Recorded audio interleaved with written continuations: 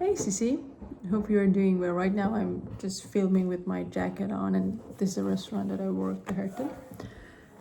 Don't mind the sounds, they're just guys downstairs. So I just finished my work and then I found that you uploaded another video. I'm a bit of a late about last video that you uploaded, so sorry. I had a very busy week, and now it's starting another working week, so let's answer your questions.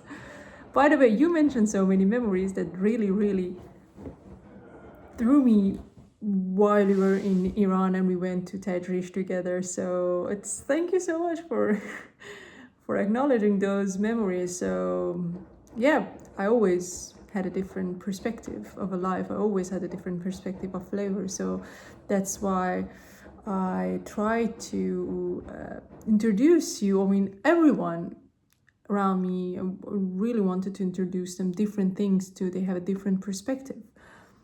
And about the chocolate bar that you had in your hand, that one, that what we call compound chocolate. So we have two. I want to keep it very simple because you asked the question that I can give you a lecture for more than 10 hours, but I want to summarize and I want to say it in a very compact information. We have two types of chocolates, real and a compound chocolate. So what is real chocolate? So, chocolate comes from cocoa beans, and when we want to make a chocolate, we have to ferment cocoa beans. And then after that, during the process, after fermentation, we dry it out, and then we turn it to chocolate with chocolate butter, which is actually one of the components of a chocolate itself. So you can have, and also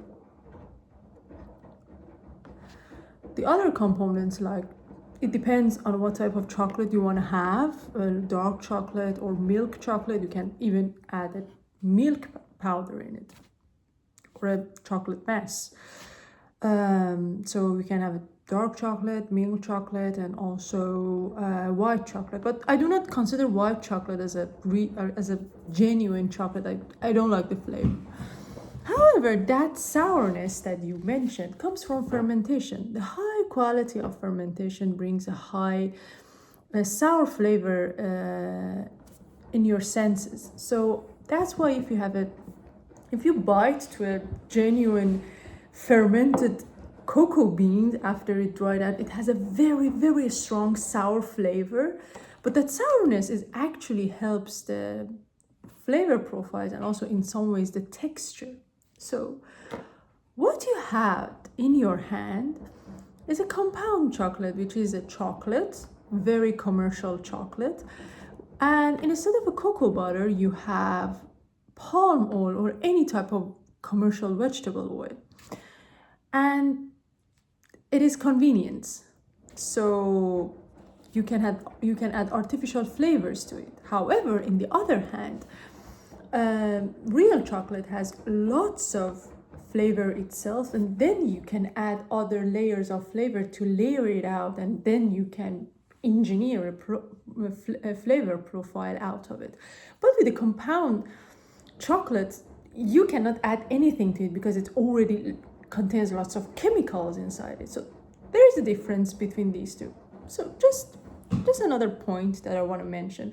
When you have a bite of a Kit Kat or whatever, or Snickers or whatever type of commercial chocolate that you buy, after one bite or two bites, you feel, that's so sweet. It's so, I feel not comfortable with it. It's too much sugar and it's too much flavor at the same time. But when you have a real chocolate, you can go for a handful of a real chocolate out of the bag, or chocolate coins out of the bag, and then you can have it and you can enjoy it without feeling that you feel heavy about why I'm eating this type of chocolate. So The most important thing that you have to know is that the real chocolate is all about flavor, and the compound chocolate is all about convenience and stability. So, and the commercial things. And you mentioned about the water. Yes, water is the enemy of chocolate, but not real chocolate. For your information, and something that is funny that maybe so many people want to know, I make my chocolate sauces with water, not any cream, or I use a real chocolate and I put water in it and then I let it in a very warm place so it starts to melt down by itself gradually, and then after half an hour or 1 hour I have a chocolate sauce. And if I want to add a flavor to it, we add pepper into it, so we have a chocolate pepper sauce. And yes, for the compound chocolate, because of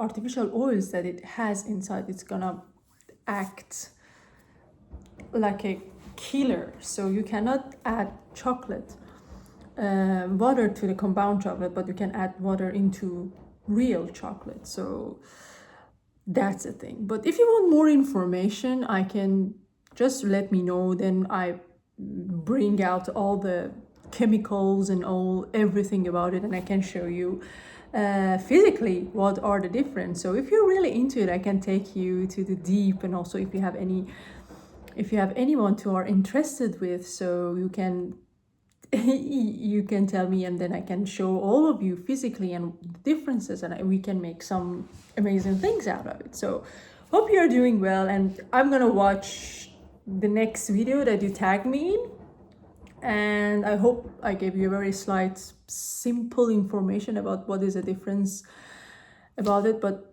just let me know if you want more information. I'm always happy to make people knowledgeable.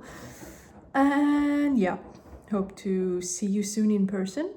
And I love you and I miss you so much. It's been years that we haven't sat together. And to be honest, I really miss the gossip days that we had. I mean, just grab a cup of coffee and just gossip about everything.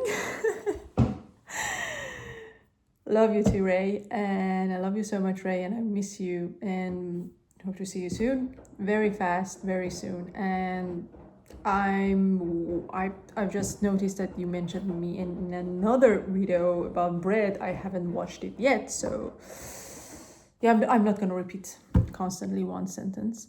Love you. See you soon. Bye.